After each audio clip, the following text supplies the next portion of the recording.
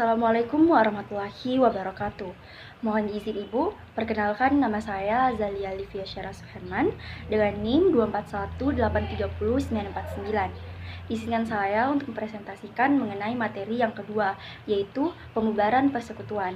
Yang pertama adalah pengertian dan jenis-jenis persekutuan. Nah, persekutuan sendiri itu adalah gabungan dua orang atau lebih yang bekerja sama atau yang menyatukan sumber daya baik berupa modal atau keahlian untuk kepentingan bersama. Biasanya untuk dalam konteks bisnis itu untuk memperoleh laba. Dibandingkan dengan perusahaan pribadi, persekutuan itu memberikan keuntungan yang lebih kecil karena laba akan dibagi bersama sekutu. Namun hal ini tuh bisa membuat resiko juga semakin kecil karena ditanggung bersama, atau bisa disebut juga dengan pembagian resiko. Untuk persekutuan baru yang populer sekali itu ada persekutuan dari Bank Syariah Indonesia. Selanjutnya itu jenis-jenis dari persekutuan. Yang pertama ada persekutuan terbatas atau limited partnership. Nah, dalam persekutuan ini tuh terdapat sekutu umum dan juga sekutu khusus, yang dimana masing-masingnya itu paling sedikit adalah satu orang. Tanggung jawab dalam menjalankan perusahaan atau manajerial perusahaan itu dipegang oleh sekutu umum. Sementara untuk sekutu khusus dia itu hanya bertugas untuk memberikan modal terhadap perusahaan. Nah, selanjutnya adalah persekutuan dengan kewajiban terbatas atau limited liability partnership, di mana jenis persekutuan ini tuh setiap sekutunya memiliki tingkat perlindungan kewajiban sendiri dan bertanggung jawab terhadap tindakan yang berada di bawah kendalinya. Nah, yang ketiga ada persekutuan terbatas dengan kewajiban terbatas atau limited liability partnership.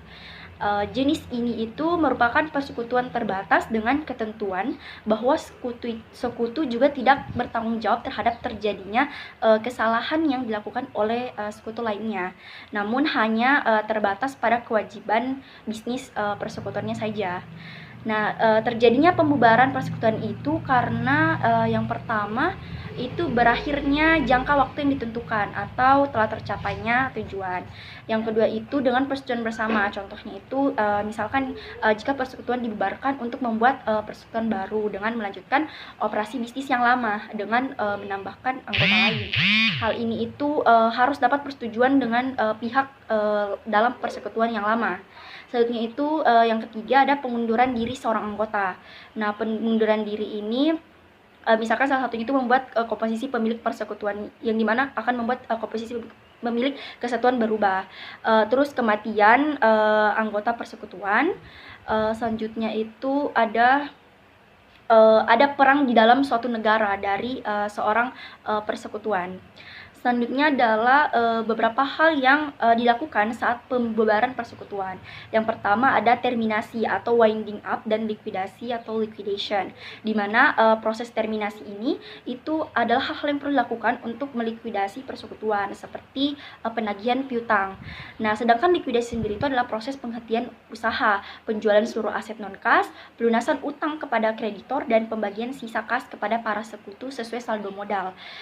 Selanjutnya itu jika sekutu memiliki hutang terhadap persekutuan maupun persekutuan yang memiliki kewajiban hutang kepada sekutu, maka sekutu atau persekutuan itu harus melunasi hutang tersebut.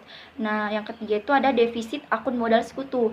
Jika anggota persekutuan memiliki akun defisit modal, maka sekutu itu harus memberikan kontribusi untuk persekutuan demi menghilangkan akun defisit tersebut. Laporan likuidasi dan realisasi persekutuan. Nah, laporan ini tuh disiapkan sebagai ringkasan proses likuidasi dan dijadikan dasar untuk pencatatan akuntansi.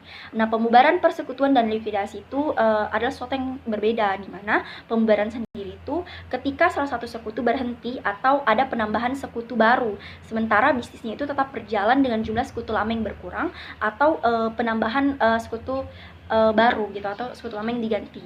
Nah, sementara likuidasi itu adalah ketika bisnisnya itu benar-benar sudah dihentikan. Nah, pembubaran selanjutnya ada pembubaran firma yang dengan dua tahapan. Itu ada tahapan realisasi, di mana pada tahap ini tuh aset non kas yang menjadi milik firma itu dijual sehingga berubah bentuk menjadi kas atau uang tunai. Yang kedua ada tahap likuidasi, di mana pada tahap ini tuh seluruh hutang dilunasi dan modal anggota itu dikembalikan sesuai dengan porsi masing-masing pemilik modal. Nah, akuntansi pembubaran persekutuan yaitu yang pertama masuknya sekutu baru dan keluarnya sekutu lama. Yang pertama itu terdapat dua keadaan ketika sekutu baru muncul dalam persekutuan, yaitu dengan membeli saham sekutu lama atau menambah investasi dalam persekutuan. Dengan pembelian saham sekutu lama, maka proporsi modal itu akan berubah. Namun, total modal gabungan persekutuan itu tetap sama. Sementara apabila sekutu baru masuk dengan menambah investasi persekutuan, maka kemungkinan itu ada perubahan pada proporsi modal dan sudah pasti terdapat perubahan total modal persekutuan. Selanjutnya itu ada keluarnya sekutu lama. Nah, jika keluarnya sekutu lama karena memiliki alasan yang dapat diterima, maka sekutunya itu berhak mendapatkan kembali modal yang telah disetorkan, sehingga sekutu itu dapat dikatakan memperoleh pengembalian modal melebihi nilai buku modal yang disetor. Berbeda halnya jika sekutu keluar itu dengan permasalahan yang dapat merugikan perusahaan, maka akan terdapat perjanjian atau kewajiban yang harus dipenuhi oleh anggota sekutu tersebut sebelum lepas dari persekutuan. Baik, itu tadi sedikit presentasi saya mengenai pembubaran persekutuan. Terima kasih Bu. Assalamualaikum warahmatullahi wabarakatuh.